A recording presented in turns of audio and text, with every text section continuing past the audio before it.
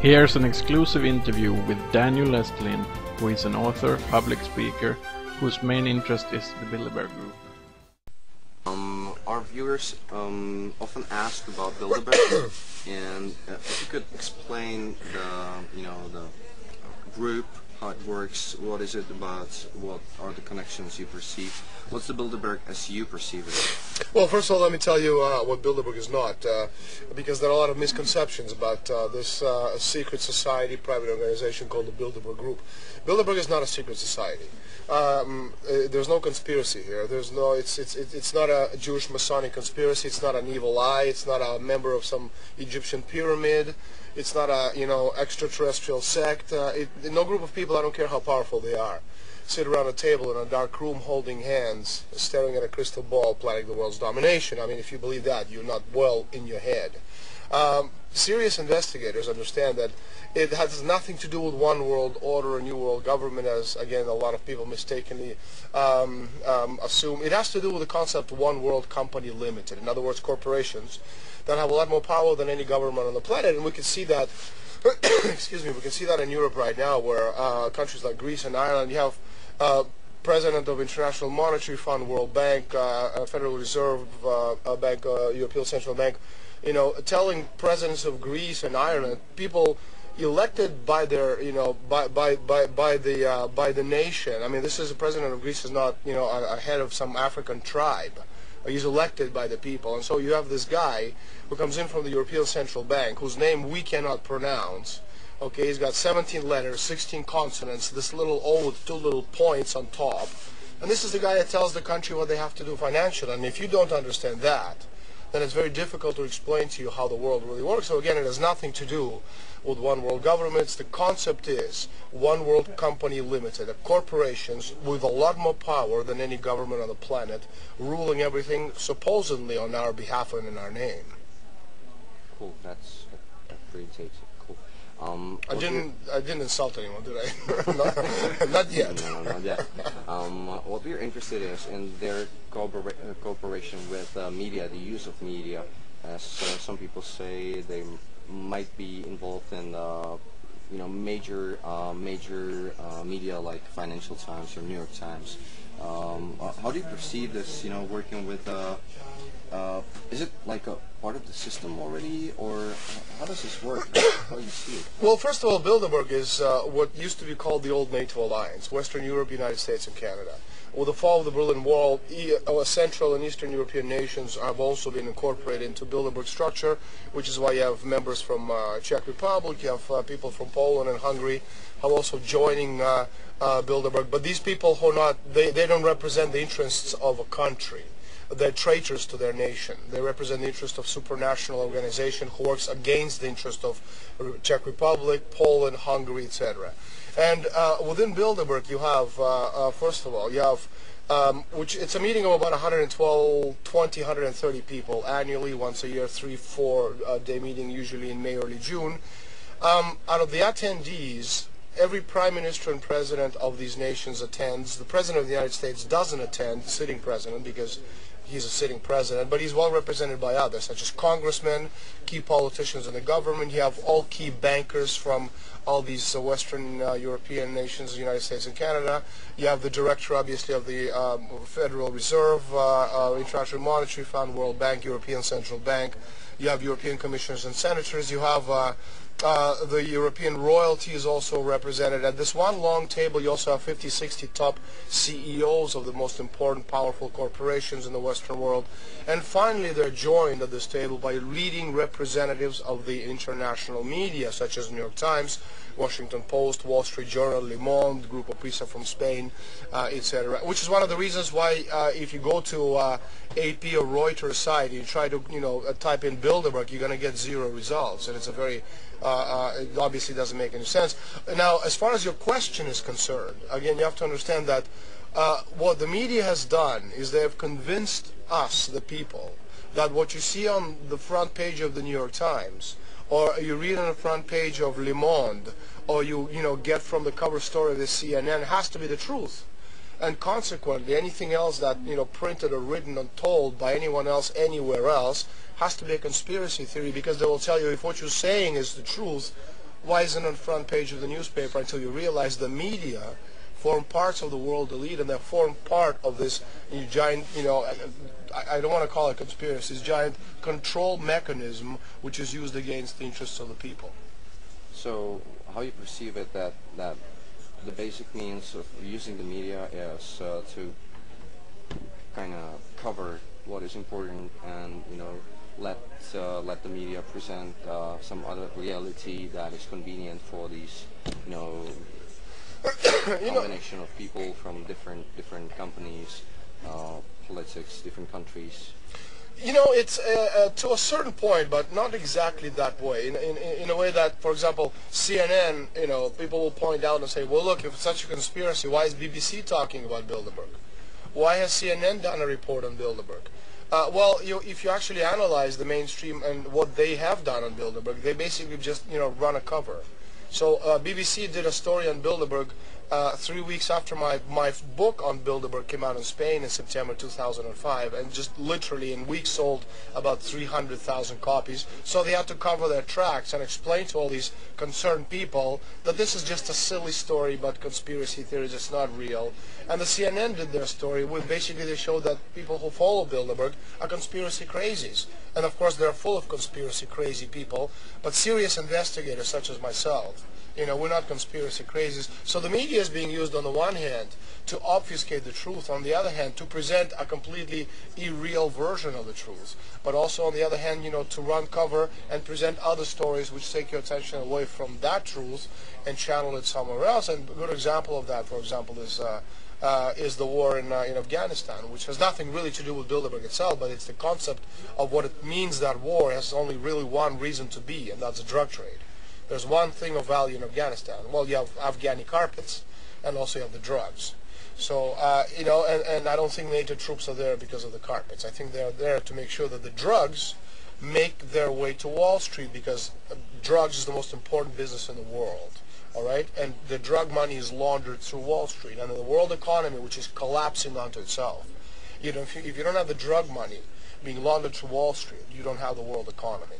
Of course, you don't see the story on the front page of the New York Times, and you could never see it on the front page of the New York Times, because the shareholders of these giant corporations trading on Wall Street are the same companies which form part of these private organizations such as the Bilderberg Group.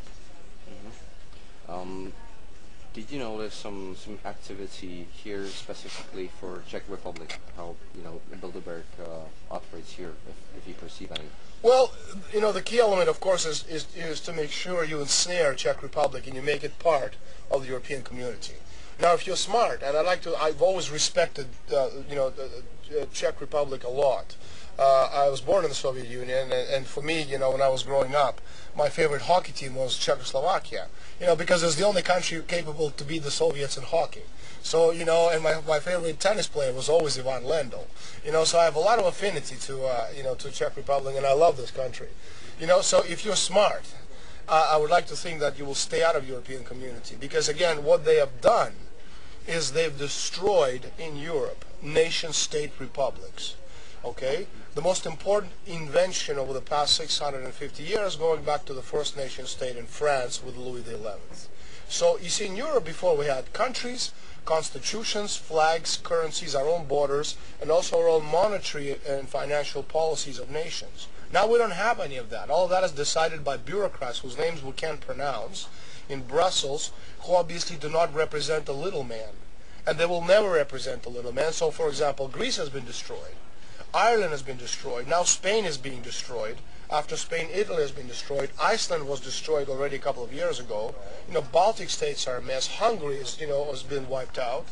And this is exactly what your future is going to look like if you join European community. And so I know that the presidential elections are coming up in the next couple of years in the Czech Republic.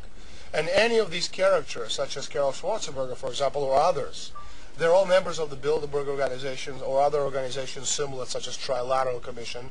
You have to make sure you don't vote for these people, because they are traitors to your country. They don't represent the interests of the Czech Republic. Mm-hmm. Can you pinpoint like one or two examples of the achievements of Bilderberg Group, well, like practically in real life, like in the late what year, what you Yeah. perceive as, their kind of work? Well, you have to look around you. The most important thing you see right now, is the financial meltdown. Okay?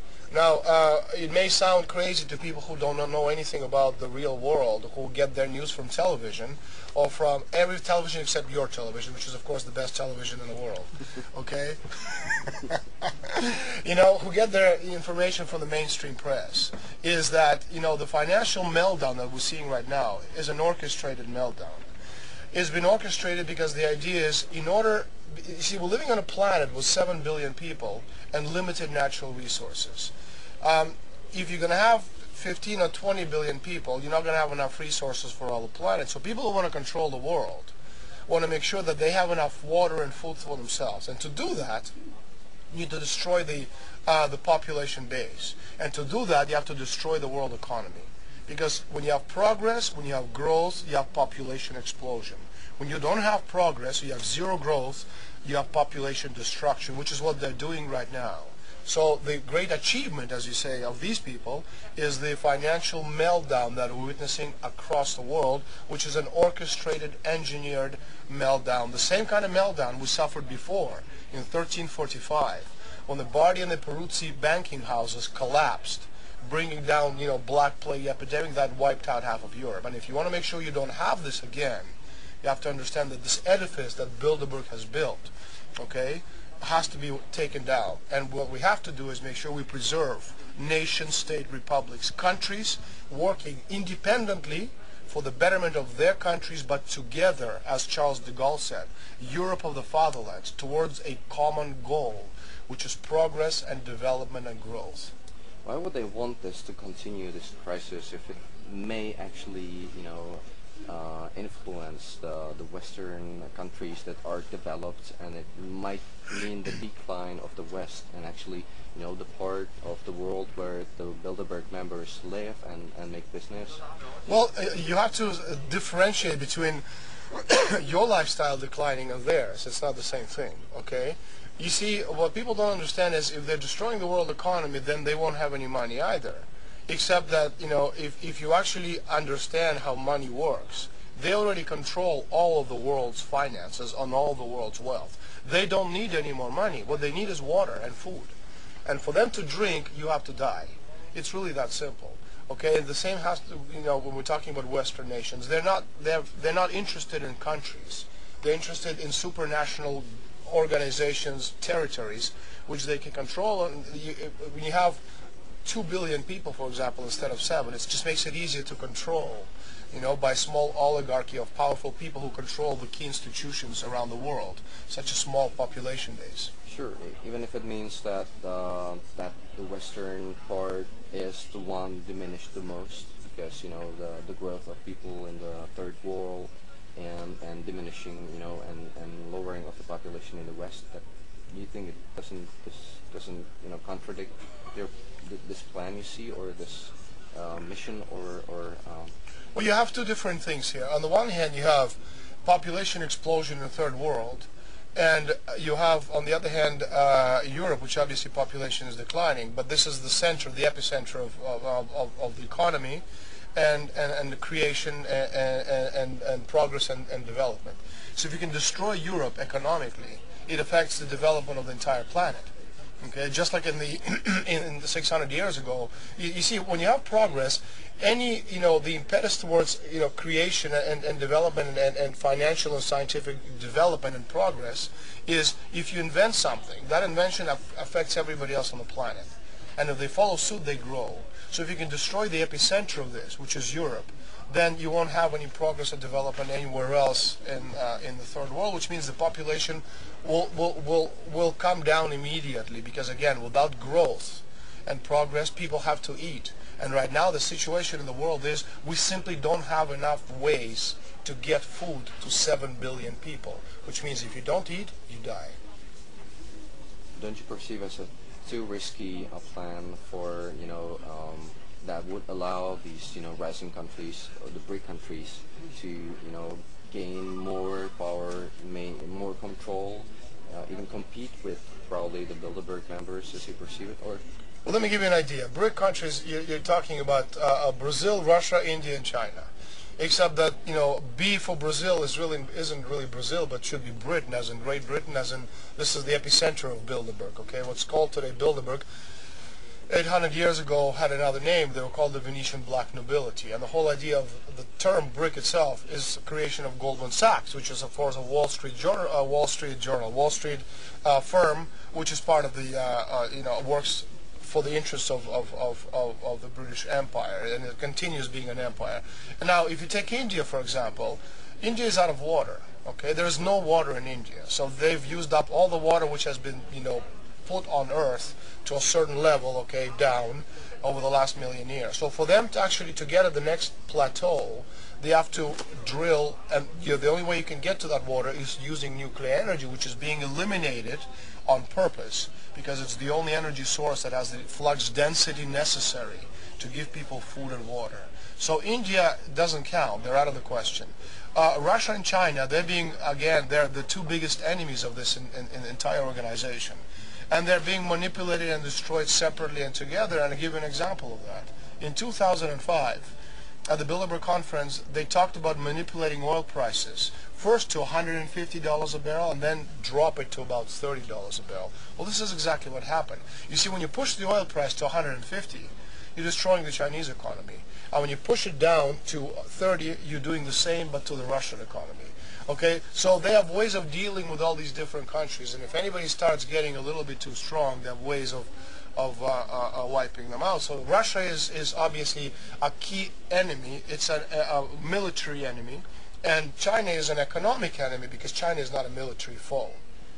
And that's why in Afghanistan, for example, American government is building 70 secret bases whose only objective is to attack the southern flank of Russia in case of war against the United States. All right, it's not against Iran, it's against Russia. Drugs which are being pushed from Bagram Air Base, United States Air Base in Afghanistan, is being pushed into Grozny, and from there to Russia, which kills annually 30,000 Russians. That's called genocide, and the Russians which are being killed by, you know, from overdose are between 16 and 25 years old. This is the future of the country. So the war is on. The Cold War never ended. The enemies are still the same, you know, just under a different pretext. Mm-hmm. It's interesting. With the oil prices, that kind of falls into. Oh yeah, can you please move a little bit? Fear of shifting. Is that okay? Yeah, that's okay.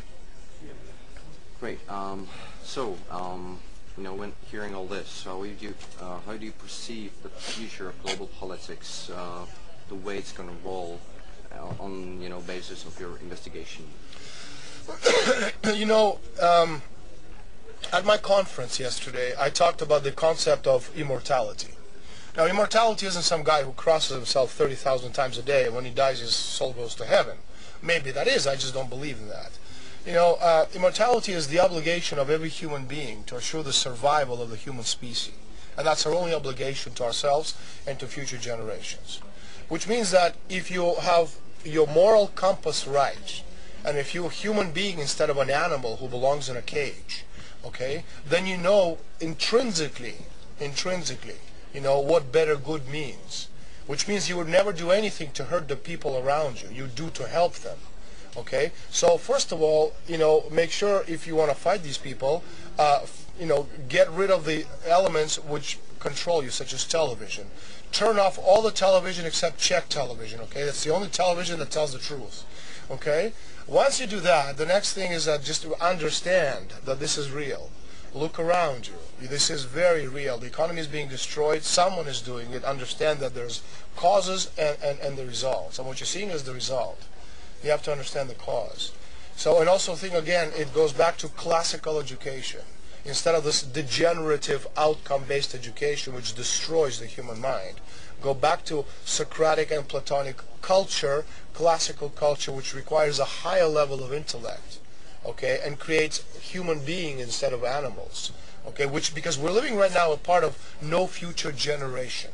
Okay, or degeneration, where people no longer believe in anything. They have no reason to be. They just exist, you know. And when you're just about ready to die, you have to ask yourself a question: what have I done for this planet Earth in my lifetime? How have I contributed to the betterment of the human beings on the planet? So this is how I would perceive it. So you see that there are no beliefs in a higher or any idols anymore in the Western society as it used to be. Well, I've never believed in idols. I've always believed, in heroes, and they've destroyed. They basically, people follow this history which has nothing to do with real history. The history of the world that you read in history books. It's like reading comic books. Okay, it's just not true. It's just all a lie. But of course, to acquire knowledge, it requires time and effort. Something that most people simply do not know how to give. We don't know how to think anymore. So how can you ask people to, have a future of hope and progress when you don't even know how to think anymore? Well, if you think there's any democratic system at all, what do you predict? What's the way it's gonna, move the society, the democracy? If it means, destroying or lowering the belief or any moral qualities in the nations, or if it's the only way, the only political system that, like, if you perceive it as the end of the history, or if you believe. Why don't you ask me that again? I didn't quite understand. Okay, I'm gonna repeat. If you believe in the democratic system, or if you don't think that there's anything like that anymore, or maybe never been. Democracy, it's just a form of control. When you are part of these supranational organizations, and again, if you just look on the world stage, and the guy who represents the left and the guy who represents the right are controlled by you, and the guy who represents, the guy who sits in the central bank is one of your people, and the guy who is the president of the most important telephone company is one of your people, and the guy who sits on the board of directors of the European Central Bank is one of your people, what the hell are we talking about? Democracy is nonsense. Liberty is a concept. If you want to talk about democracy, look what democracy did in the Peloponnesian Wars. It just destroyed Greece. Okay, the concept of liberty, which is a very different kind of concept. Okay, and that goes back to the United States Constitution. It goes back to, the concept of general welfare as expressed in the preamble of the United States Constitution by the founding fathers of the Republic, which has to do with liberty and the pursuit of happiness, not democracy and the pursuit of happiness. And the last question is about. Again, I'm sorry. That's fine. Just the last question about how do you work with your sources, and if this could be obtained for any of the viewers, or how to perceive it, if and how to get kind of confirmation on this. Well, how do you work with this? Well, my background is military counterintelligence, so obviously I have information and access to information which other people don't. But also, if you go back in time and just look at my predictions, which I've made over the years, in 2002, I predicted exactly the start of the Iraqi war, because we have people who are our sources in Bilderberg. Okay, that's a year in advance. In 2005, I said that oil price in 2008 in the summer is going to go to 150, then it's going to go down to 30. I said also in 2005 that gold is going to go from $300 to $1,000 an ounce. In 2006, I predicted the exact date of the housing meltdown in the United States and in Spain. Partially, it has to do with the fact that Bilderberg has talked about it at these conferences, but partially because you analyze, the data, you analyze, the modus operandi, so you know how they work, and you know why they're going, and what they're doing with their objectives, and the fact that, for example, today again, the world economy has already collapsed. What you're seeing right now are the aftershocks of this collapse. It's not collapsing; it has collapsed. And if you want to save whatever is left of the world, there's only one solution, and that solution is you go back to this thing called Glass-Steagall, which puts like a firewall between all these commercial banks, which basically just, this giant Las Vegas casino, and banks which actually work for the interests of the nation states, which lend money to build infrastructure to make the country grow. You get rid of these banking parasites, which lost their money fair and square, and now they want to get that money back. You don't get your money back. You lost, you're out. Okay? So when the governments actually support these financial institutions For the bailouts. for the bailouts, so again, if you're supporting the bailouts, you're working against your country because that money just flushing it down the toilet. So anybody who does that is an enemy of your country because they don't represent their interests. And you can see it right now, in the United States and in the European community. They're trying to do the unthinkable. They're bailing out banks which form part of what's called the Inter-Alpha Group, which is part of this Bilderberg organization, this parasitical banks which have destroyed nations and countries. So you can tell very easily by adding 2 + 2 what's going to happen, because you only have so much money to go around. And the money in Greece, which has been lent to them, will never be paid in the history of mankind. The money that has been given to Ireland will never be paid back. Ireland will become a slave state. You could see that. And Spain, that's going to happen the same to Spain. It's a cadaver. It's a walking dead. There's nothing left. There's no infrastructure. There's no growth. People don't know how to do anything. There's no natural resources. So you know what's going to happen to Spain. You know what's going to happen to Portugal. You know what's going to happen to Italy. And when these countries go, you know that Bilderberg has been talking at their last conferences, separating, creating two-tier Europe. Getting rid of the pigs, the Portugals, the Spains, etc., getting rid of them, putting them in the second division, all right, and saving whatever you can save, because they've been working towards creating their, monetary union for so long. They simply can't afford to let go now. But monetary union could never work without a political union in any part of the world.